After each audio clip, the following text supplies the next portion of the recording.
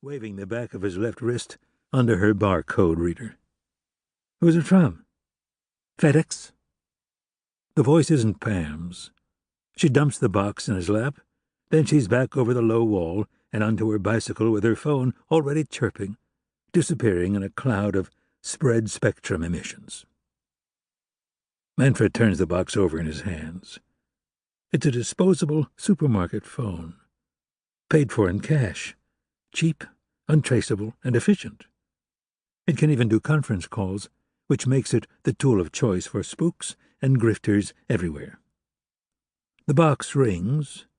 Manfred rips the cover open and pulls out the phone, mildly annoyed. "Yes, who is this?" The voice at the other end has a heavy Russian accent, almost a parody in this decade of cheap online translation services. "Manfred, I'm pleased to meet you. Wish to personalize interface, make friends, no? Have much to offer." "Who are you?" Manfred repeats suspiciously. "I'm organization formerly known as KGB. .ru." "I think your translator's broken." He holds the phone to his ear carefully, as if it's made of smoke-fin aerogel, tenuous as the sanity of the being on the other end of the line. "Yet, no, sorry, and apologize for we not use commercial translation software. Interpreters are ideologically suspect, mostly have capitalist semiotics, and pay-per-use APIs, must implement English more better, yes?" Manfred drains his beer glass, sets it down, stands up, and begins to walk along the main road, phone glued to the side of his head. He wraps his throat mic around the cheap black plastic casing, pipes the input to a simple listener process. "Are you saying you taught yourself the language just so you could talk to me?" "Da, was easy. Spawn billion-node neural network and download Teletubbies and Sesame Street at maximum speed. Pardon excuse entropy overlay of bad grammar. I'm afraid of digital fingerprints steganographically masked into our tutorials." Manfred pauses in mid-stride, narrowly avoids being mown down by a GPS-guided rollerblader. This is getting weird enough to trip his weird-out meter, and that takes some doing. Manfred's whole life is lived on the bleeding edge of strangeness. 15 minutes into everyone else's future, and he's normally in complete control.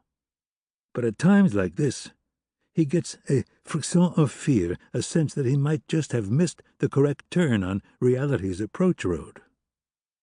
I'm not sure I got that. Let me get this straight.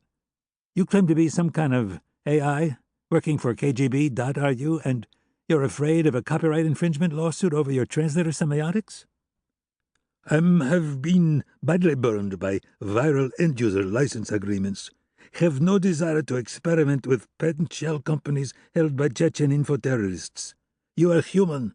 You must not worry cereal company repossess your small intestine because digest unlicensed food with it, right? Manfred, you must help me, I'm wishing to defect." Manfred stops dead in the street. "Oh, man, you've got the wrong free enterprise broker here. I don't work for the government. I'm strictly private." A rogue advertisement sneaks through his Junkbuster proxy and spams glowing 50s kitsch across his navigation window, which is blinking for a moment before a phage process kills it and spawns a new filter. He leans against a shop front, massaging his forehead and eyeballing a display of antique brass door knockers. "Have you tried the State Department?" "Why bother?" "State Department am enemy of Novi SSR. State Department is not help us." This is getting just too bizarre. Manfred's never been too clear on old new European metapolitics, just dodging the crumbling bureaucracy of his old American heritage gives him headaches. "Well, if you hadn't shafted them during the early teens." Manfred taps his left heel on the pavement, looking around for a way out of this conversation.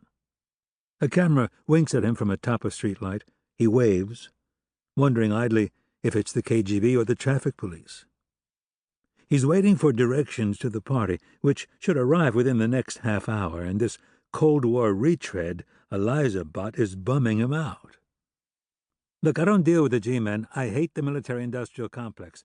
I hate traditional... To keep listening to this audiobook, I've left you a link in the description so you can do it, at no cost thanks to Audible's 30-day free trial.